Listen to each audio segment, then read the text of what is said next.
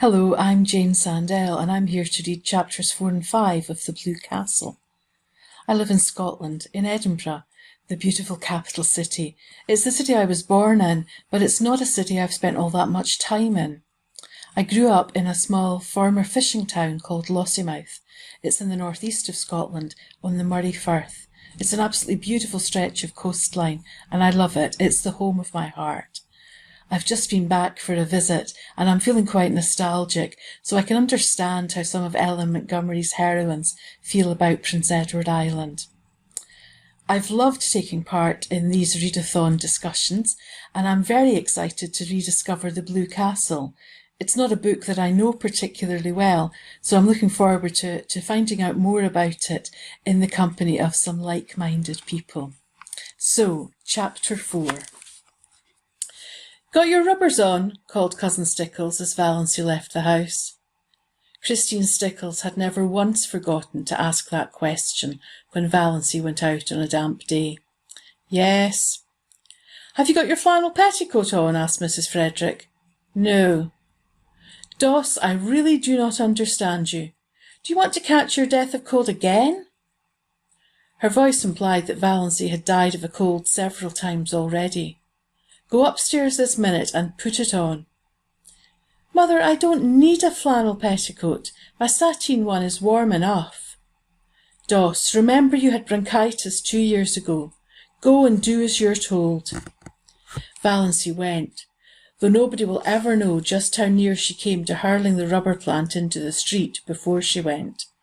She hated that grey flannel petticoat more than any other garment she owned. Olive never had to wear flannel petticoats. Olive wore ruffled silk and sheer lawn and filmy laced flounces. But Olive's father had married money, and Olive never had bronchitis. So there you were. "Are you sure you didn't leave the soap in the water?" demanded Mrs. Frederick. But Valency was gone. She turned at the corner and looked back down the ugly, prim, respectable street where she lived. The Stirling house was the ugliest in it, more like a red brick box than anything else, too high for its breadth and made still higher by a bulbous glass cupola on top. About it was the desolate, barren peace of an old house whose life is lived. There was a very pretty little house with leaded casements and dubbed gables just round the corner. A new house, one of those houses you love the minute you see them. Clayton Markley had built it for his bride. He was to be married to Jenny Lloyd in June. The little house, it was said, was furnished from attic to cellar in complete readiness for its mistress. "I don't envy Jenny the man," thought Valency sincerely. Clayton Markley was not one of her many ideals, but I do envy her the house. It's such a nice young house. Oh, if only I could have a house of my own, ever so poor, so tiny, but my own.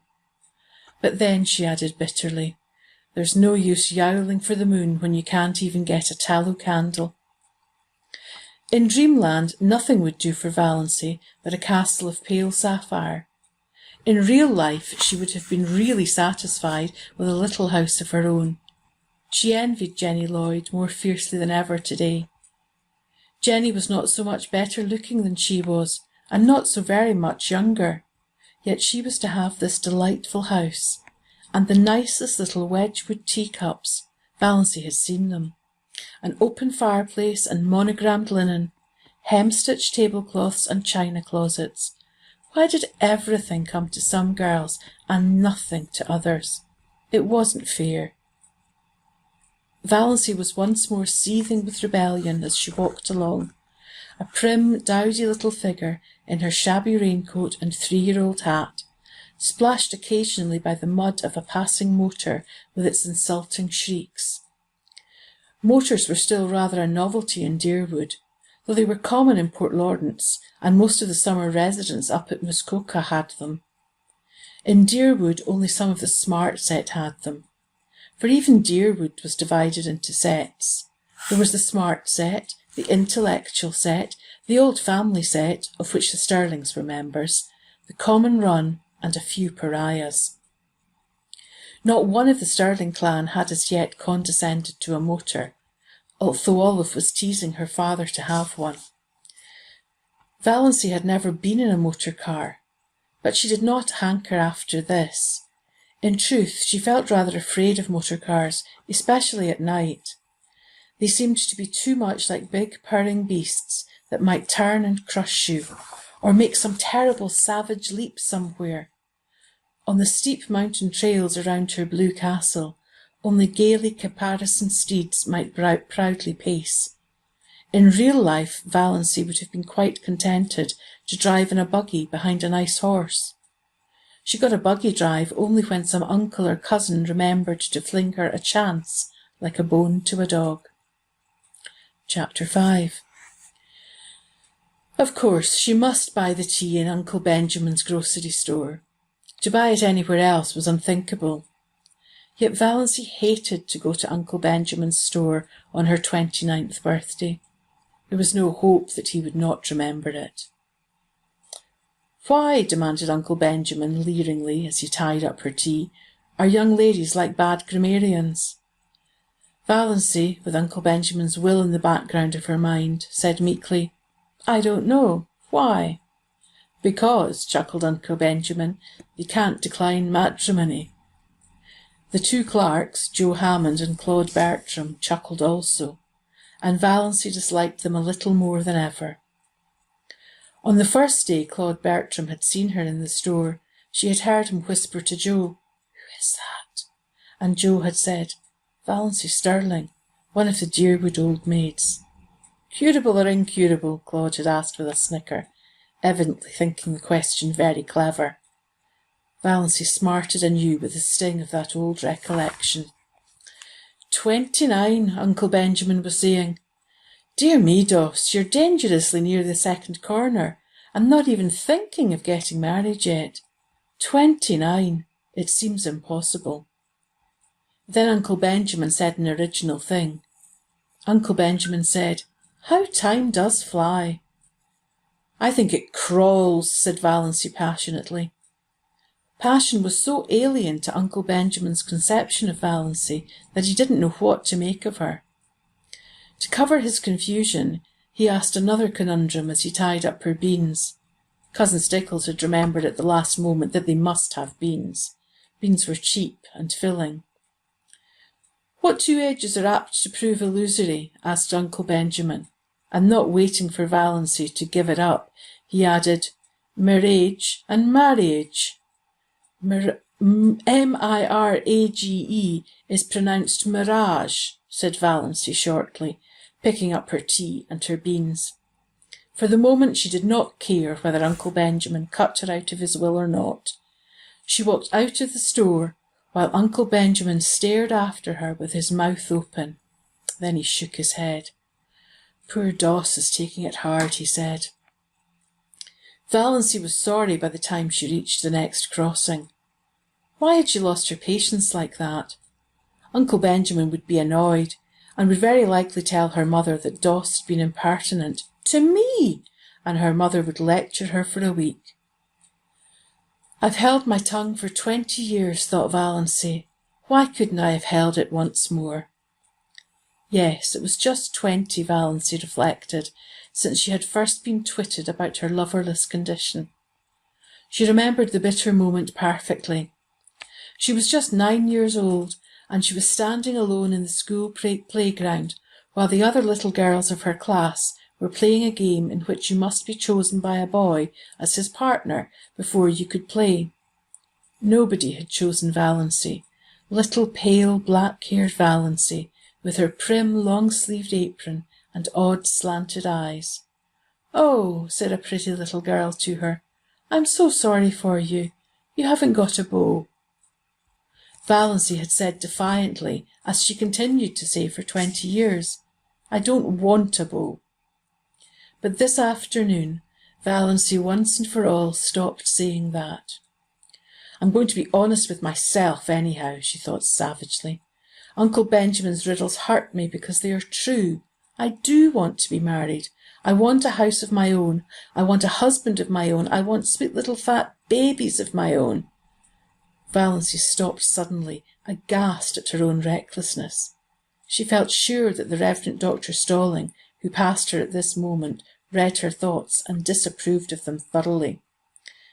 Valency was afraid of Dr. Stalling, had been afraid of him ever since the Sunday, 23 years before, when he had first come to St. Albans. Valency had been too late for Sunday school that day, and she had gone into the church timidly and sat in their pew. No one else was in the church, nobody except the new rector, Dr. Stalling.